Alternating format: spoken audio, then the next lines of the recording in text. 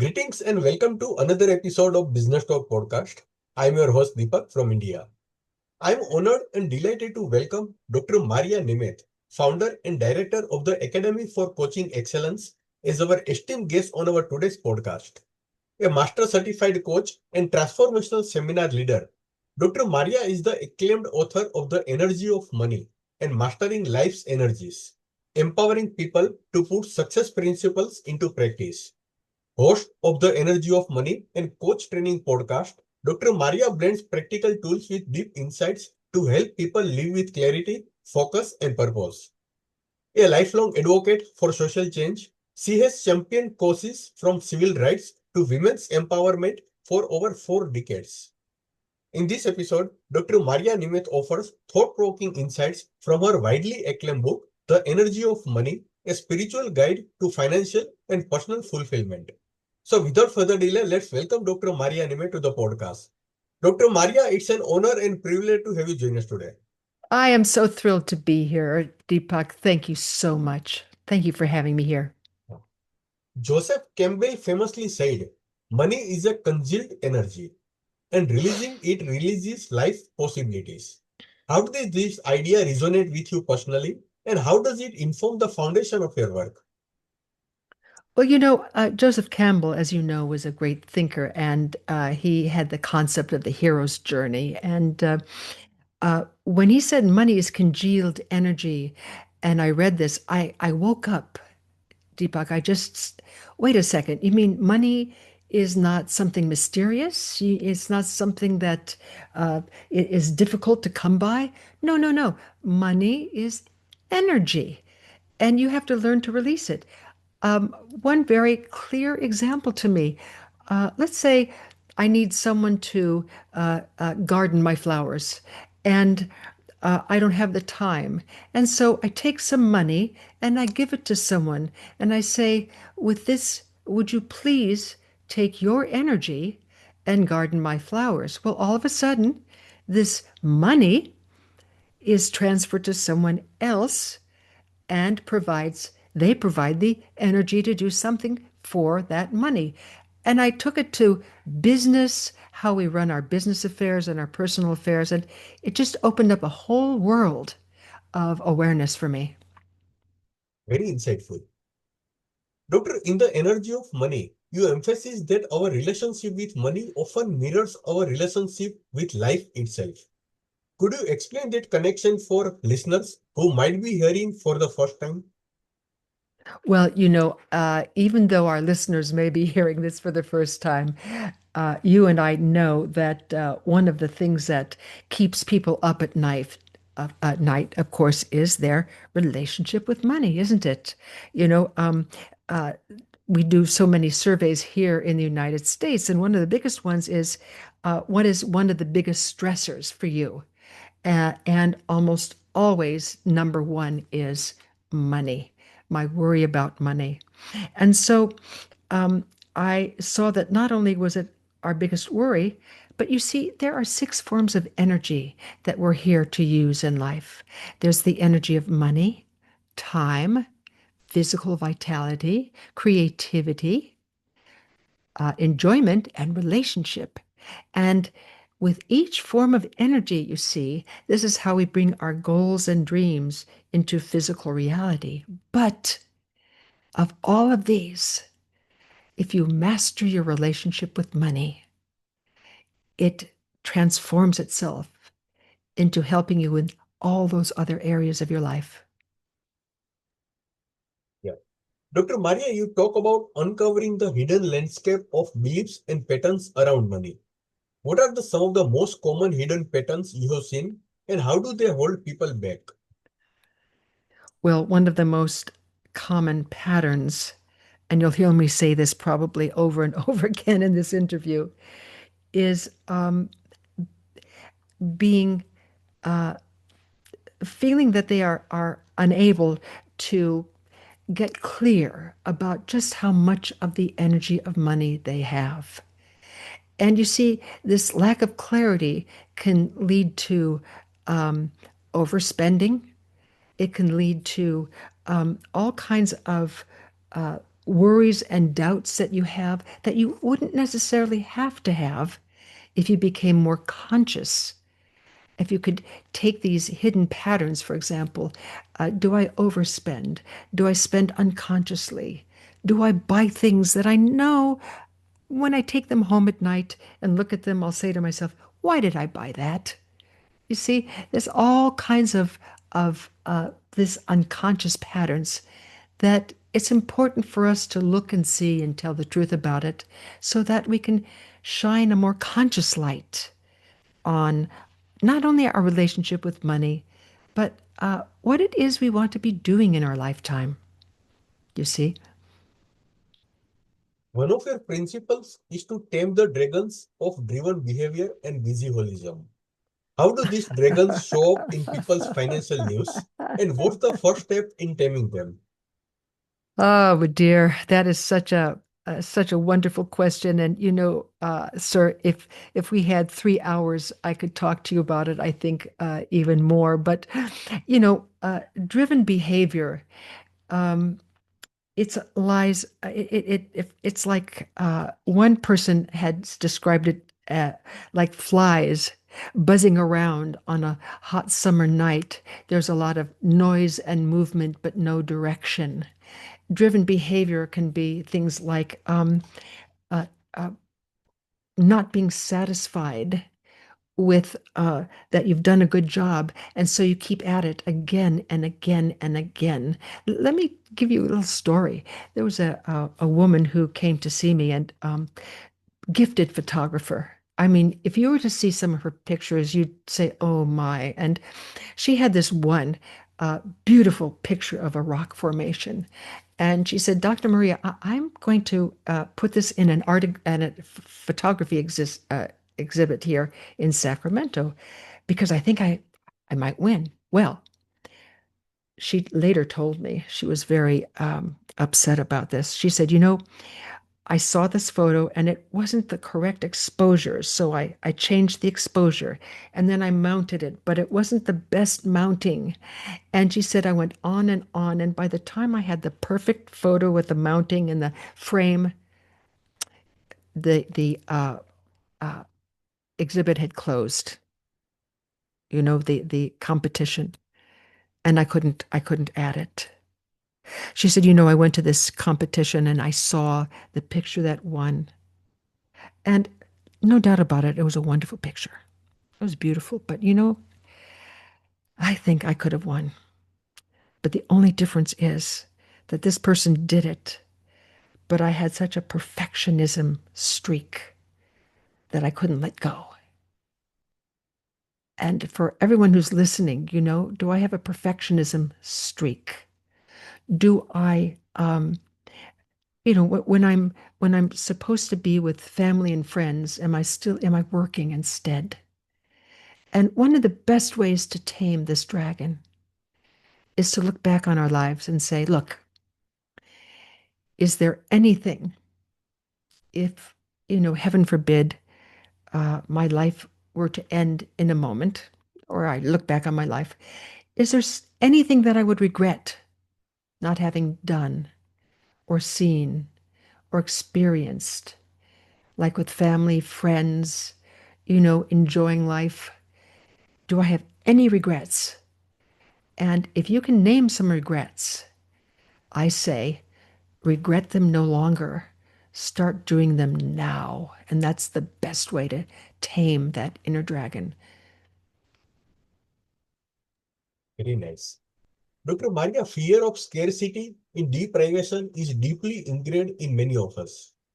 What's a practical exercise or mindset shift someone can use to begin releases that fear?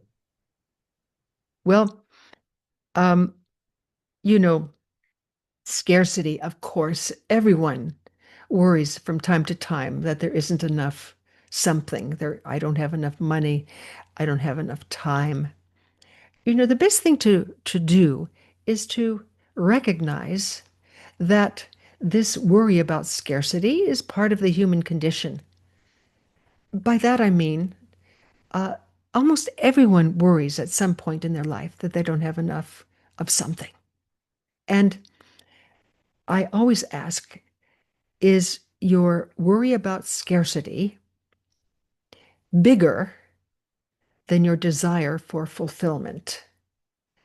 And by that I mean, what would happen if you were to take this fear of scarcity and put it aside in favor of living what I call the successful life? Now, let me give you, Deepak, the definition of success that I have, okay?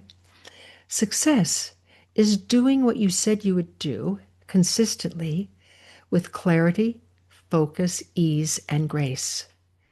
With clarity, meaning you're clear about what's important to you. So uh, take a look at what really is important to you in life in terms of the goals you want to achieve, the contribution you want to make. Focus is all about focusing your thoughts and your brain on what it is that's important to you without getting sidetracked by all the distractions that we have nowadays, even more than we had 30, 40 years ago. Ease is about taking small, sweet steps in the direction of what you truly love, not biting off more than you can chew, because that leads to driven behavior, but taking small, sweet steps. And grace, what I mean by grace is your capacity to be grateful, one of the biggest antidotes to scarcity. And if listeners wanted to do this, I would suggest you do for 1 month. Take a little notebook and put it by your bed. And every night, list 3 things that happened that day for which you're grateful. 3 small things. I saw a beautiful sunset. I received a note from a friend I hadn't heard from in years. Whatever it is, train yourself to look for that for which you are grateful, because gratitude is one of the biggest um, uh, things you can do to fight this worry about scarcity. Because it's hard to feel scarce when you're in the midst of being grateful, isn't it? True, correct. Dr. Maria, you encourage people to consciously focus their money energy. What does that look like in a real and day-to-day decision making? Well, focusing your money energy, the first thing, Deepak, is uh, to wake up to where your money energy is going. If you and I were to see ourselves as conduits of energy, okay, and a conduit, as you know, takes water, electricity, etc., from one place to another. So let us, if we were to consider ourselves conduits of the energy of money, and using this energy to water the goals of our, the garden of our goals and dreams in life, to use this metaphor. There are 2 things to look for. Number one, what are my money clogs? Meaning, where am I unconscious about how much money I have, where it is? I remember one man I worked with, um, he had a bit of money, but he was worried. And he said, Dr. Maria, I worry so much about if I have enough money. And I said to him, Tim, do you exactly know how much you have? Well, no. Do you know what your investments are? Uh, Not really. Um, when was the last time you went through your credit card bill at the end of every month and really looked at where your money was going? Uh, I haven't in a long time. So, of course, one of the things he did was become aware of where his money was going. And 2 weeks later, when he came to see me, he was so relieved. He said, Dr. Maria, wait, I've got money for this. And oh, you know what? I have subscriptions that I didn't even know I had. And I'm paying $75 a month uh, for things I don't even use or need. Now, $75 a month doesn't necessarily mean a whole lot to people, but it's that awareness, Deepak. It's taking your awareness and putting it where it will do you the most good. So waking up about how much of this money you have and where your clogs are and where you're leaking money. I have a devilish experiment for people, and you don't necessarily have to try this, but it's a challenge. For 2 weeks, endeavor to track down every penny you spend the moment you spend it, whether it's cash, check, or credit card. Write it down in a notebook the moment you spend it, and ask yourself, am I spending this money wisely or am I leaking money? Because you know, conduits, as they leak energy, they don't have enough of it to fulfill the requirements of watering a garden, for example, or watering the garden of your goals and dreams. So I hope I'm being clear about some things you can do. Beautiful insights. Maria, one of the more intriguing ideas you share is clearing oneself to receive energy and support from others and even the universe. Why is receiving so challenging for many people, and how can we get better at it? Well, isn't it hard for us to receive support from other people? You know, um, it's so much easier for us to give support, isn't it? But one of the reasons that uh, allowing yourself to have support is that it allows you to go outside of your current way of thinking. You know, one of the best gifts you can give another human being, Deepak, is asking them the following question. I need your support on this. Uh, could you help me figure this out? Now, when you ask that of another person, not only are you clearing yourself to to get support, but you are giving them such a big gift. Because the minute someone asks you for us to support them, how do you feel? You feel great. So, learning how to give and receive support helps to clarify so many things for us. We don't go off doing the same things over and over again, expecting different results. You know, the Buddhists have this wonderful phrase. They say, if we continue down this path, we're liable to end up where we're headed. And so, if we don't want to head in a particular direction, you know, what better than to allow yourself to be supported? And the best way to clear yourself is this, okay? 3 words. I am willing. I am willing. You see, you can be willing to do something that you don't want to do. You can be willing to do something you're scared of doing. But ask yourself the question, am I nevertheless willing to have support? Even if I don't want it, or I don't think I need it, or it makes me feel less than or weak, am I nevertheless willing to have support? The minute you ask that question, almost inevitably, your answer will be yes, because that's who we really are, as Joseph Campbell would say, in our hero's heart. Your book blends both spiritual wisdom and practical money management. How do you bridge these two worlds for people who may be skeptical of one side or the other? Mm. Well, um, some of this is indeed spiritual wisdom because it's taken from spiritual traditions that I've studied over the years. Um, I at my great age right now of 81 years old, and I let people know, I've been around for a few times, and even before that, as I was writing The Energy of Money, by that time I had read so much and been through so many different traditions. and had worked with thousands of people with their relationship with money.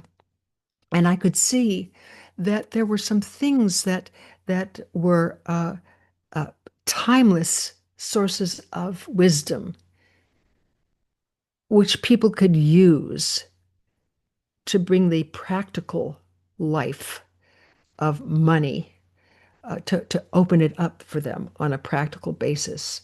So, for example, um, uh, am I willing to be prosperous? Am I willing to have the life I was meant to have?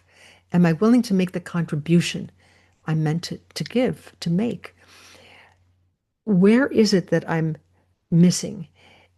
Am I weighing so much on spiritual tradition that I'm not taking action in physical reality? Am I looking so much in physical reality that I lose sense of the meaning of life?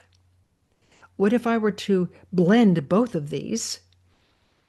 And so it's often not an either or, it's a blending of the two. Look at some very practical spiritual things like becoming conscious and waking up, and then apply it to the very practical side of your money management. I work with money managers all over and extensively, for example, in the United Kingdom. And one of the things that they almost always said to me was, Dr. Maria, I work so hard on providing people with this uh, comprehensive uh, brochure of where I see them and what their money uh, uh, profile looks like and the next money steps that are there for them to take. And he says, our company gives them this beautiful leather bound uh, portfolio. And a majority of them, Dr. Maria, take that leather bound portfolio and stick it in their library and don't look at it. And maybe they'll come back to me a couple years later and they are more anxious than they were before. And I have to gently remind them, let's have you take that brochure down out of the library and look at it now with me. So it's about being willing to wake up, isn't it? To see that there's nothing to fear. This is simply energy. And to be financially successful is this. You can be financially successful. It's doing what you said you would do consistently with money, with clarity, focus, ease, and grace. Therefore, it doesn't matter how much money you have. What matters is, are you using it with clarity, focus, ease, and grace? Do you know where it's going? Are you using it to make a difference for yourself, your family, and the world? Do you know? One woman said to me, you mean I can be financially successful if I save $50 a month? Now, this is a woman who was just off of welfare, and I was teaching a class. She said, "Oh, Dr. Maria, I'm going to save $50 a month because I want to have an investment portfolio." She said, "I don't even know what the words mean, investment portfolio, but I want to be able to go to parties and say, 'Hello, my name is Sally, and I have an investment portfolio.'" Well, at the end of a year, she had $600. She cleaned homes, and every month she put away $50. And she was so excited. She said, "Dr. Maria, I have an investment portfolio of $600." And she was thrilled. She said, "I'm going to save $100 a month." At the end of which time she saw me. Actually, I saw her. She didn't look like the same woman. Her posture was different. She was wearing much better looking clothes, and she was putting herself through school. Why? Because, Dr. Maria, I am now financially successful. Now, that was about 20, 25 years ago, Deepak. Today, She owns a very successful and profitable virtual assistant company in Sacramento. Why? Because she started off with the smallest possible amount of money that she could work with clarity, focus, ease, and grace. So, why do I say this to your listeners? Look, uh, yes, it's important to have an investment portfolio, especially if that's something you want. There are certain things that you need to take care of financially. But being financially successful is more about whether you are using the available energy of money that you have with clarity, focus, ease, and grace. And that includes uh, saving, but yes, using it not to buy things that, a week later you're going to be sorry you bought, but by putting your money where it'll do the most good for you or your family or your community, having fun with money. Have some fun, but keeping away from driven behavior.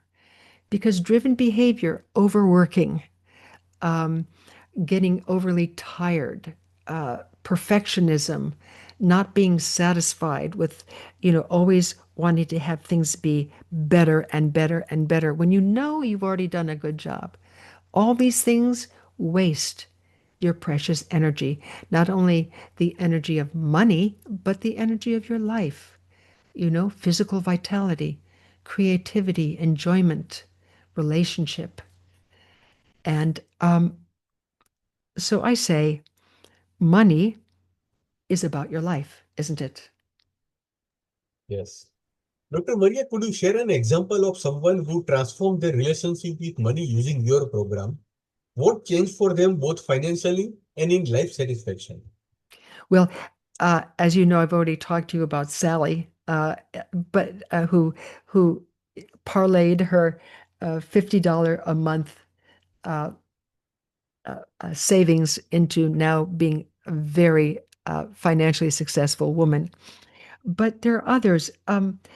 For example, uh, there was uh, there's one client who uh, he's very wealthy.